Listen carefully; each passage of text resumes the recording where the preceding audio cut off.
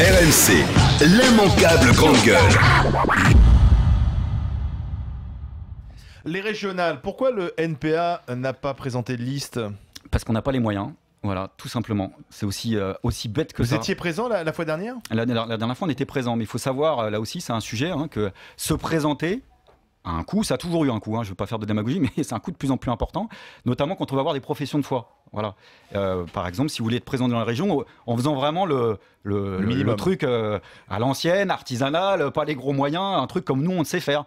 Au minimum, il faut 1,5 million. 1,5 million pour présenter. Absolument. Mais vous ne pouvez pas passer un accord avec le Front de gauche, engager des discussions avec Clémentine Autain. C'est trop tard, les listes ont été déposées. Oui, je sais bien, mais il y a quand même des points, il y a des points d'accord, il y a des points de convergence. Nous, on aurait aimé que les forces anticapitalistes du Front de gauche, du Lutte ouvrière, du NPA puissent se fédérer, mais par exemple, il y a une discussion très concrète sur les régionales, c'est que, sans faire de fausses polémiques, on va avoir des listes qui vont se présenter du côté du Front de gauche contre le gouvernement au premier tour, et qui au deuxième tour vont s'allier à la gauche du gouvernement pour diriger les régions s'ils arrivent encore à en garder.